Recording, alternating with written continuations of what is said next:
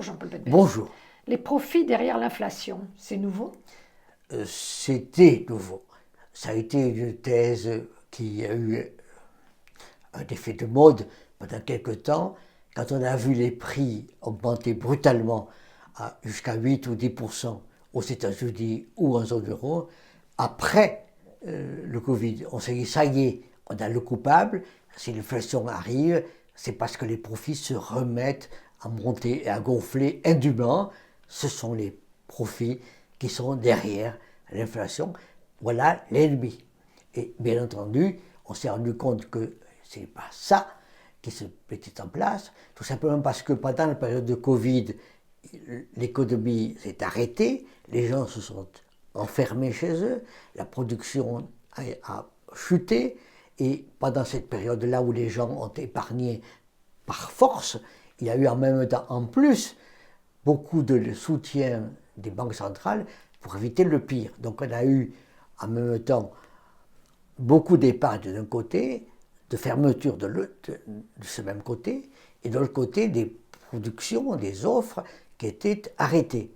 Brutalement, quand le Covid s'arrête, on dit les magasins ouvrent, les entreprises vont ouvrir et l'épargne va aller vers les magasins.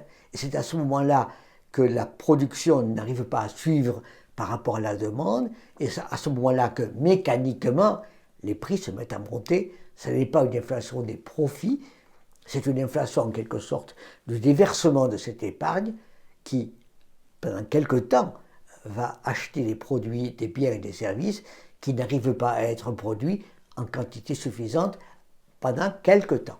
Où en est-on aujourd'hui? Ce quelque temps est en train de s'estomper, de s'arrêter. Tout simplement parce qu'il y a plus de production, parce qu'il y a plus de salariés qui se mettent à travailler. On est par exemple à 3% d'inflation aux États-Unis, ce qui est remarquable. On est autour de 5 à 6% en Europe, on est à 5% en France, ce qui n'est pas mal du tout. Autrement dit, on voit bien à quel point, à quelque sorte, la crise d'écart entre l'offre et la demande est en train de s'estomper et que l'on a plus d'emplois qui se mettent en place. Ce qui fait que maintenant, on trouve une nouvelle source d'inflation, ou une nouvelle source d'inquiétude, à savoir l'augmentation des salaires. On se dit, ça y est, l'inflation aujourd'hui, ce sont les salaires, et c'est pour ça que les banques centrales vont devoir augmenter les taux d'intérêt, non pas pour lutter contre la crise des profits, mais pour essayer de calmer le jeu sur les salaires et sur l'activité économique. Donc c'était une période particulière. On se retrouve dans un cursus plus classique? On se retrouve dans un processus plus classique, où il s'agit de calmer le jeu. Il s'agit de dire, effectivement, il y a eu un blocage, puis un déblocage, qui a conduit à cette montée des prix. Mais aujourd'hui, il s'agit de calmer le jeu. De calmer le jeu pour qu'il dure.